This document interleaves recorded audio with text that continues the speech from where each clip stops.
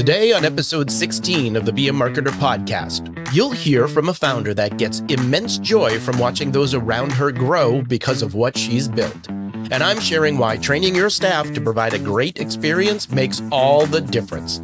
This is the Be a Marketer podcast.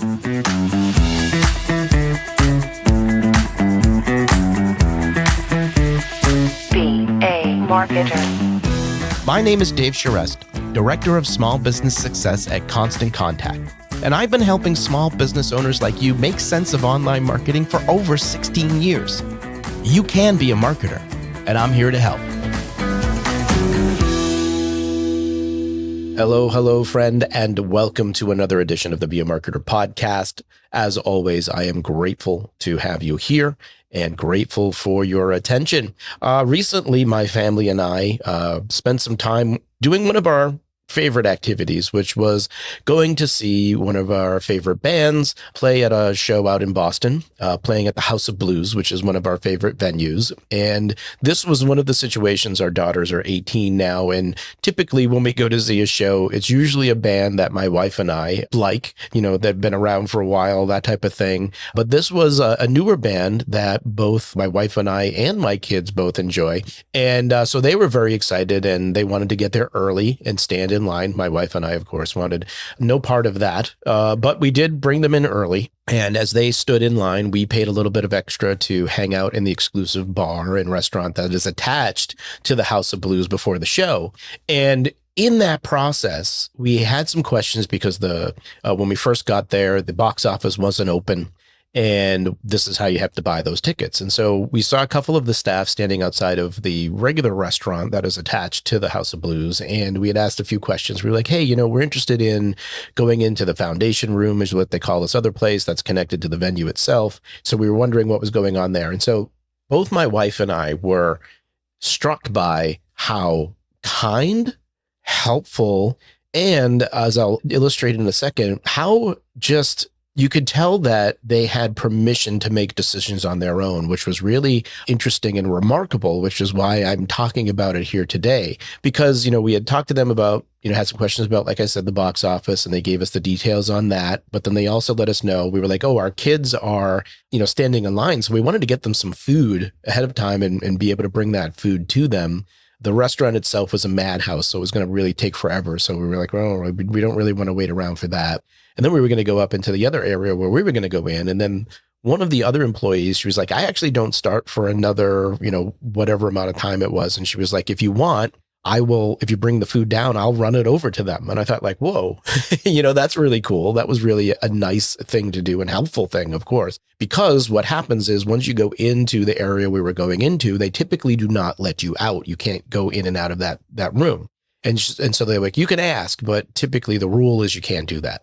And so as we were getting ready and going into this room, we were, doing the typical thing where we were showing our ID, showing our tickets and getting our wristbands and then going through security. And I had asked who looked like who was in charge. And these were all relatively young people kind of running these things and having each of these jobs. And I had asked, I was like, hey, here's the situation. Our daughters are standing in line to get into the show. We're going to go hang out up here, but we might try to get them some food to go. Would it be okay if I leave? You just go to bring that to them in the line and then bring that back. Now, I was fully expecting to be told no, which I would have been fine with. I already made consolation that was going to happen.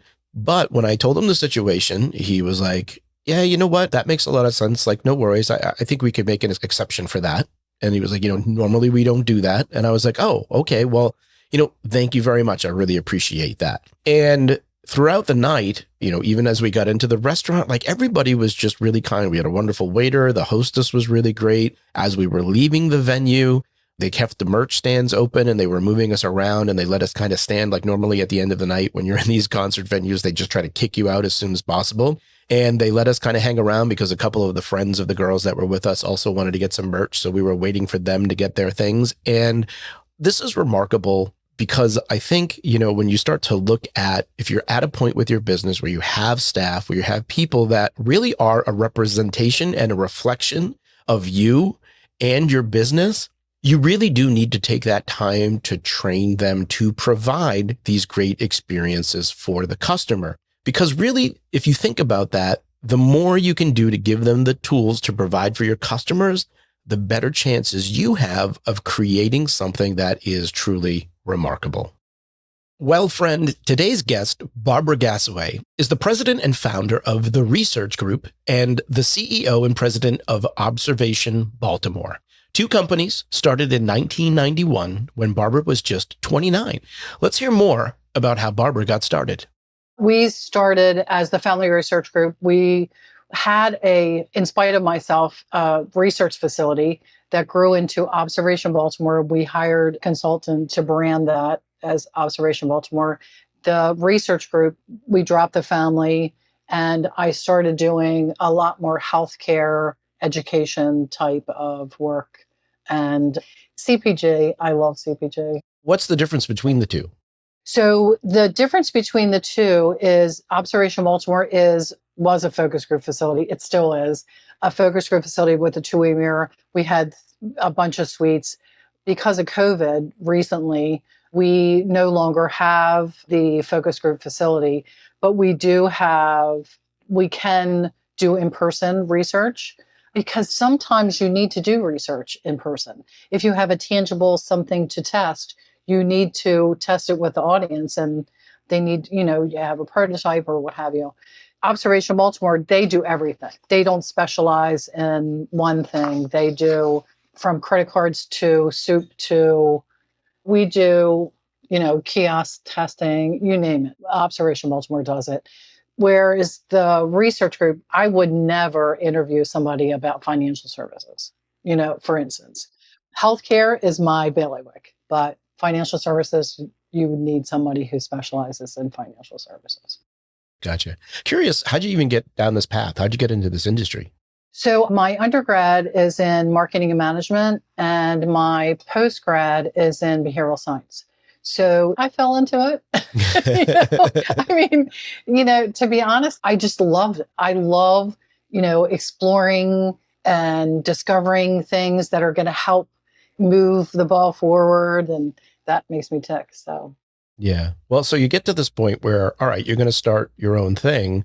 I mean, was that something you always thought you wanted to do, or was that just out of the blue? I think it was demand from the client side. Clients of mine said, "Oh gosh, you're leaving the industry, you're not going to be around. And so we want you to continue." So it was demand more than anything. It took off. So thankfully. Thankfully, right? So like, what was that? I mean, did you have any hesitations or, pauses in terms of like taking that leap to start your own thing? I didn't have any pauses, hesitations. I thought the worst thing I could do was live with family. I mean, they'd be stuck with me. But no, I didn't have any hesitations, no fear. I took every assessment known to man because I do. That's what I do for a living. So my fear of failure is nothing. I think about it as I'm going to die one day. Might as well do something, I love it. All right. So then on that, I mean, here we are like 29, 30 years later. Take me back. Like, what was that first year like for you? The first year was kind of different in that I had to find a space and I had to find employees and I had, so that was a different mindset than prior, where I was just in the mode of discovery for others. And I was in the mode of discovery for myself. So it was interesting. So, and we started in this place in Baltimore, and we had to stop the focus groups. We are in the focus group industry. That's what they call everything focus groups, but it could be IDIs, it could be hybrid, it could be lots of different things. So it could be listening sessions, it could be journeys, whatever. So we would have to stop and say, let the fire engine go by. So, to hold that thought. So long time ago, but we moved, I think 4 times. Because you said you were in New York, right? Did you start in New York? I started in Baltimore. So I worked for a company that was based in New York. I spent a tremendous amount of time in New York, and we had toy designers. But Baltimore is my home, and I love it there. I love Baltimore. What would you say? So looking, you start year one, you've got different things going on. Obviously, you've had some great success. You've been around for a while now, which is congratulations to you for one. I mean, that's a huge accomplishment, of course. If you were to look at it though, what would you say is your biggest accomplishment? My son. I would say raising my son is my biggest accomplishment. So it's business wise, if I didn't do this, I'd do something else. So I think my biggest accomplishment is certainly my son.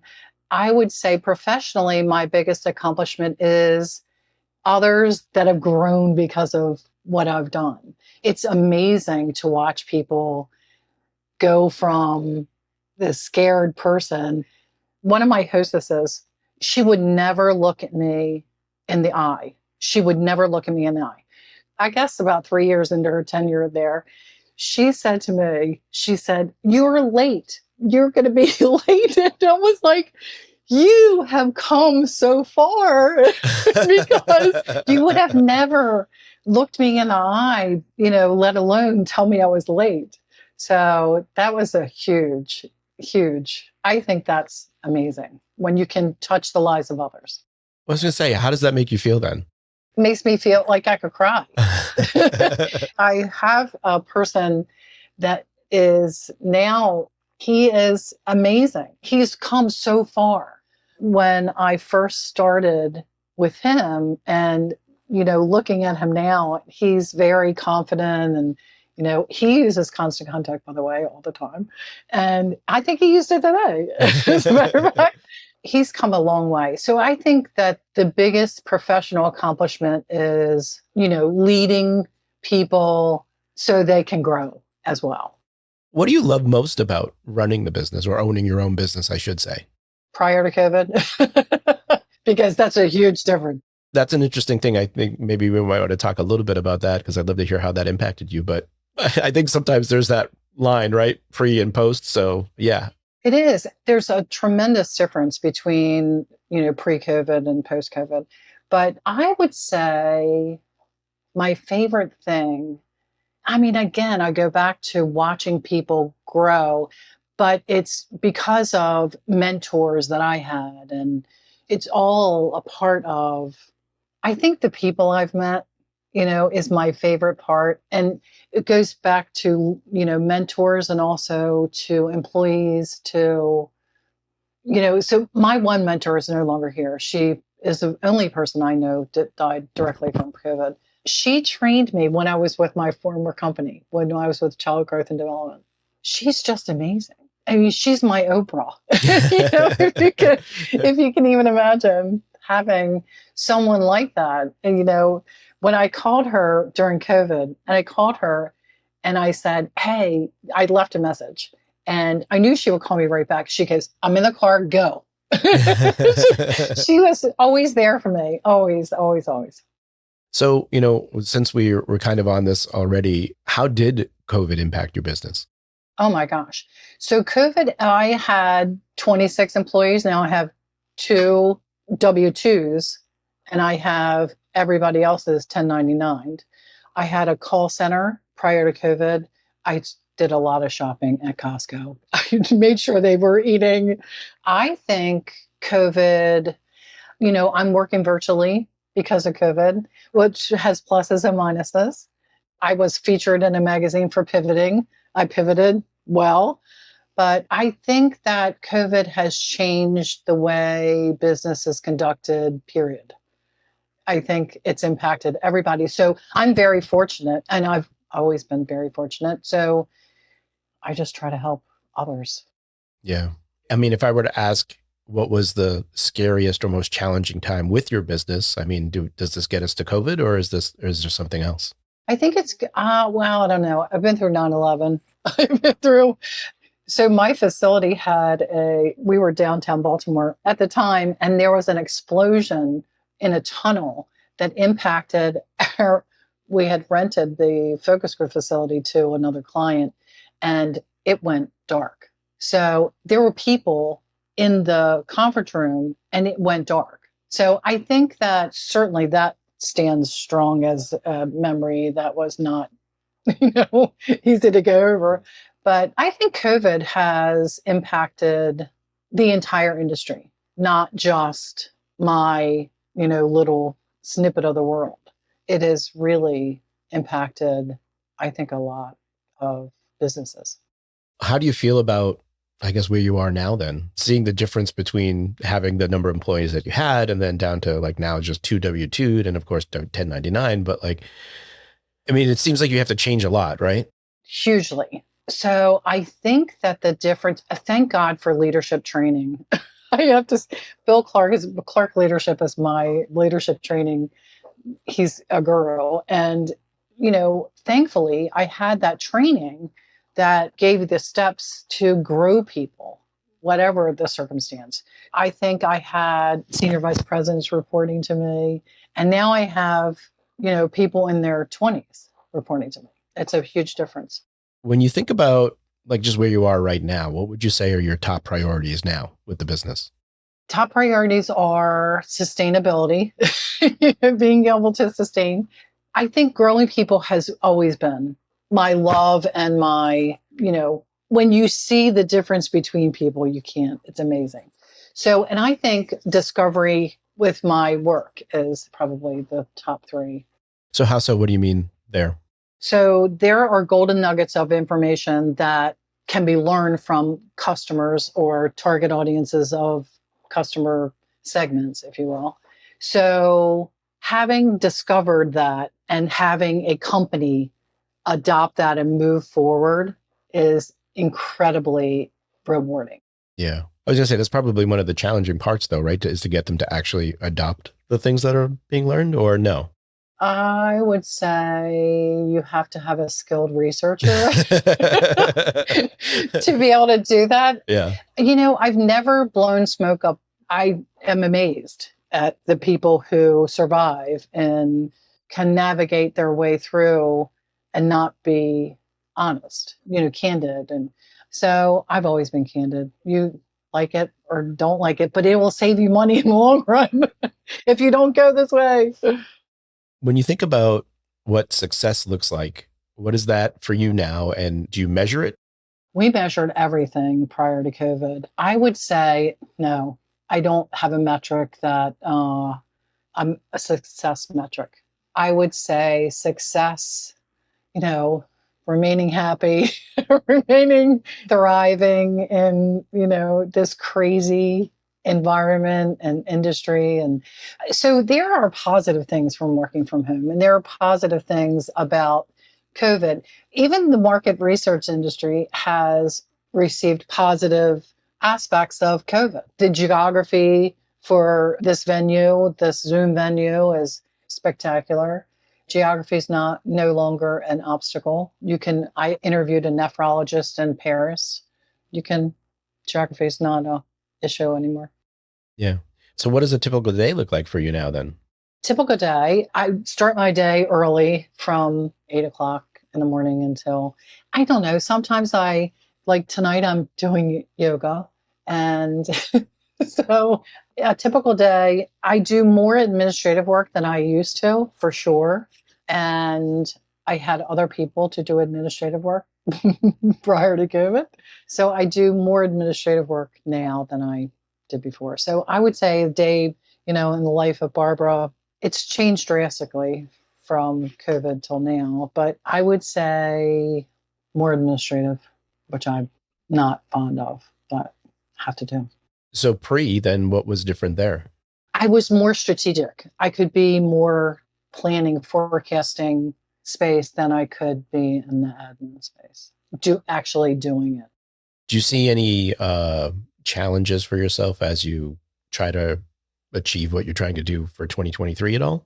I would say marketing is certainly a challenge in this environment. And it's, you can't just be behind the computer, and I'm so sorry, but constant contact's not the be and all and end all of Sure, no, yeah. everything. So, and neither is LinkedIn, so you have to come up with creative ways to market. I would say that is my biggest challenge.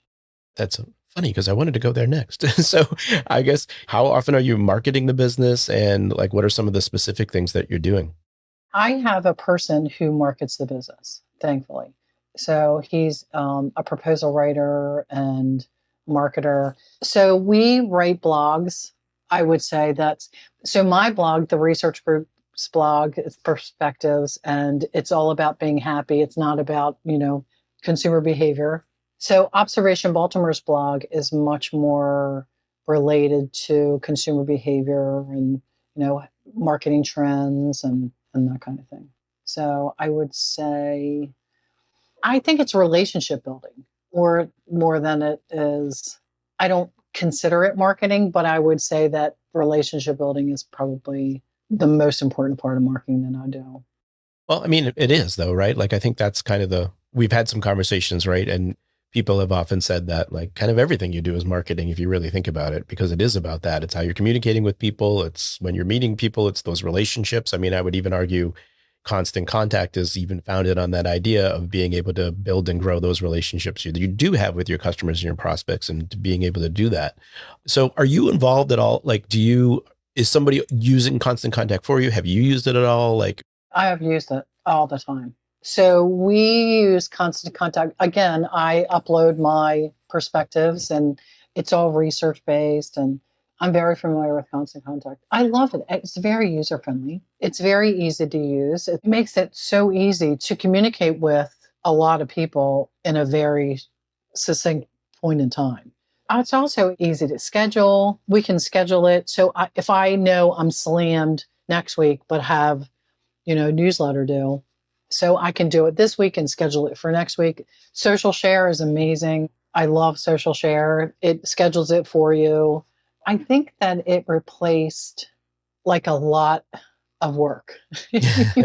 We can just put our contacts in one place and have it send out. When you think about, if you had to choose like your favorite feature of Constant Contact, what would that be?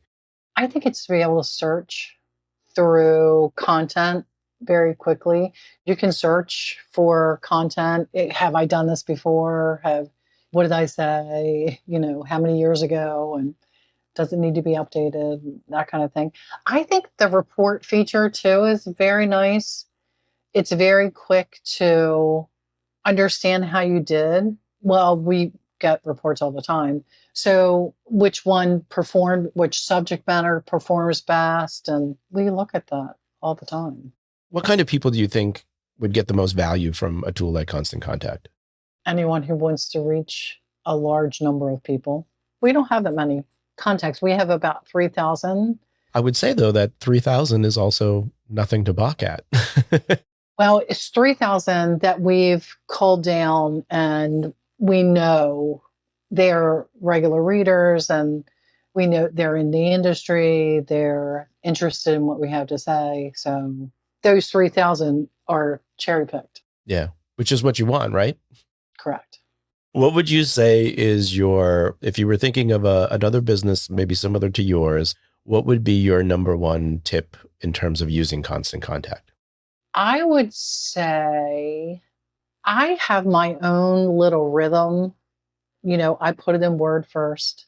I spell check it, I proof it, and then I put it in Constant Contact. So my number one tip would be, it's very user-friendly. I think having the templates, so Constant Contact did my template. That's so much easier than having, and less expensive than having your marketing person or your agency do it. It costs a couple $100, right, to have them, customize your newsletter. So I would say, I think customize your newsletter is certainly important. When you think back to just everything that you've learned kind of over the years of doing this and having your own business, what would be your best piece of business advice to someone maybe just starting out? Understand your audience, understand who's buying your service, and walk in their shoes, have empathy. Why is that so important? You have to know where they stand. You have to know what they do, what they want to do next, and the reasons they want to perform that way. It's critical. Well, friend, here are a few things I'd like to highlight from that discussion. Number one, find a mentor. In so many of these conversations, I've heard about the importance of a mentor, someone who can offer advice and perspective and can really help you reach the next inflection point in your business. So don't overlook the importance of finding someone who can help you in this area. Number two, invest in training. Barbara mentioned how grateful she was having had leadership training, which helped her weather the storm and pivot through COVID. It's always a good idea to invest in new skills, as you never know when you may need them. And number 3, lead with the intent of helping people grow. Create an atmosphere for people to become better at what they do. When you do this, you'll end up with stronger employees that are invested in their work and deliver great experiences for your customers. Here's an action item for you here today. I'd like you to check out Constant Contact's professional services. If you're looking for help with your marketing, or maybe you would like to have a custom email template created for your business, whatever the case may be, Constant Contact can help. I'll be sure to include a link in the show notes for you. I hope you enjoyed this episode of the Be a Marketer podcast. If you have questions or feedback, I'd love to hear from you. You can email me directly at dave.charest@constantcontact.com. If you did enjoy today's episode, please take a moment to leave us a review. Your honest feedback will help other small business marketers like yourself find the show. Well, friend, I hope you enjoy the rest of your day and continued success to you and your business.